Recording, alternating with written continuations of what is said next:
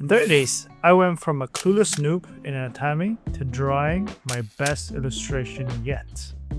If you're new to the channel, I recently set out to draw illustration that rivals big names like Mika Picasso and Yone Mamai. Except right now, I have no experience or skill to do so. So, naturally, I need to learn the fundamentals like Anatomy. Learning anatomy. Can learn anatomy. Anatomy.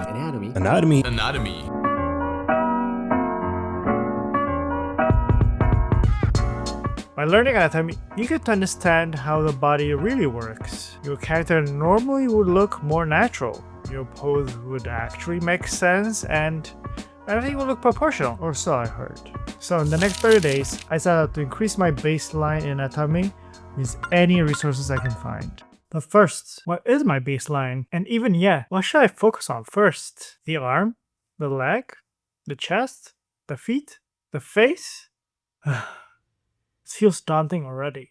Just focus on the face. Okay, now that I decided what to focus on, let's see how much I know the face.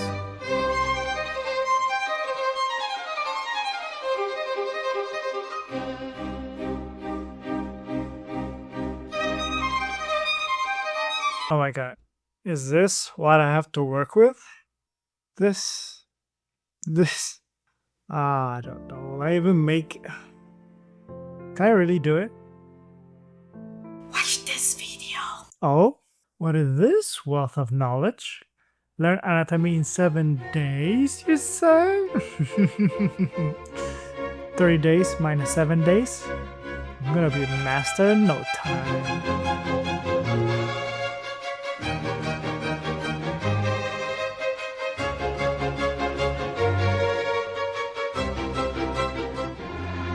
With a solid roadmap and focus, I started day 2 by quickly sketching for only 3 minutes per piece. This was hard. This 1-minute drawing challenge that people do are crazy. Wow. And look at that.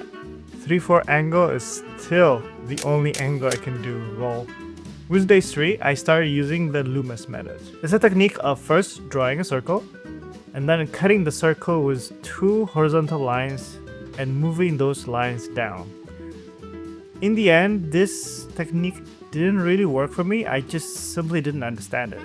But it made me start using guidelines, and the method I ended up using was first I draw a circle, and then I draw where the eyebrow is, and then I choose a point for the nose. The distance between the nose and the eyebrow is basically the measurement. That distance will be the distance I'll use for distancing the chin and the forehead. Basically, after day 4, it was tracing and artist copying. This was probably my favorite part, actually.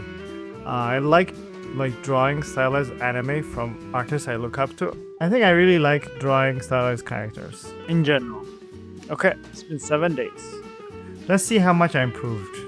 And actually, this is actually pretty good. Like, I literally didn't know what a skull looked like, but look at this. Even without looking, it looks not bad. And if we look at the realistic drawing, I mean, it's not bad at all. I mean, these were actual nightmare fuels. I don't know, man. And for the anime style, I know, I definitely cheated with adding the hair, but I think it's got good overall, but it's hard to tell. For the next week, I tried to stick to the same 7-day guide with more emphasis on artist copy and tracing. I mean, if you're not having fun, what's the point, right? So by day 13, I realized that there's some cool things about anime face proportions. So apparently, if you look at the eyes, it takes about 50 to 70% of the area between the eyebrow and nose. That's cool. Another thing, when positioning the eyes, apparently, the eyes sit very close to the end of the face. Like, it took me so while to see this, but it is so close to the face, and the distance between the eyes is actually pretty huge. And the last but not least, I think this one is pretty eye-opening for me as well, was that the width of the face is most of the time equal to the width between the eyebrow and the chin. Or sometimes, actually in anime characters, the width of the face is a bit longer than the width from the eyebrow to the face. So by using those placements, I've been making consistently good faces. Now, let's see how this lesson stack up when I learn upper body. I'm halfway down the 30 days and I wanted to switch topics. After all, most character illustrations are not just floating heads. So I switched my focus to upper body. Oh boy, was this fun. Really, this was actually the most fun I had in the entire learning anatomy. Similar to the 7 days, I tried to follow the same routine at the face. That includes like first drawing the baseline, see how much I can do, and then do quick sketches. Oh, that's so hard. Then tracing, followed by copying.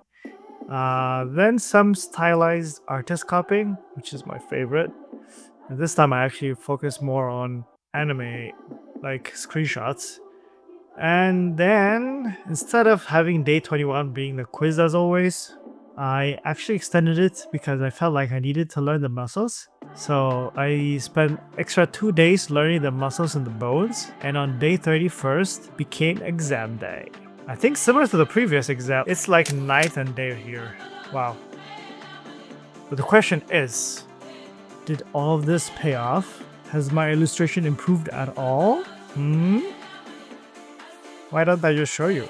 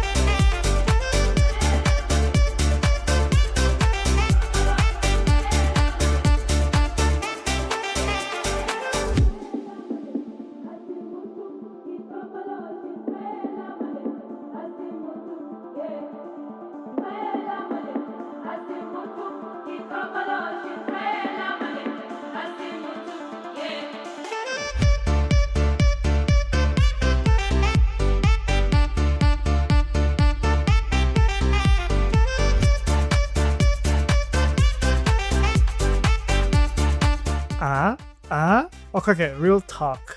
I'm far from mastering anatomy, but I've gotten from 0 to somehow actually making half a decent anatomy in just 30 days. I tackled the face first, I figured out proportions, now I know where the eyebrow, nose, chin distances, then moved on to upper body and learning the bones, the placements, and then here we are, 30 days with a full illustration. I'm safe to say this is actually kinda crazy. You know what? Learning anatomy has truly changed the way I draw. It's made my art feel more intentional and grounded, and I am having so much fun, and I can't wait to see what I'm gonna create next. And if you're wondering what is, it's perspective, baby. But in the meantime, why not check out my art journey starting from day 1?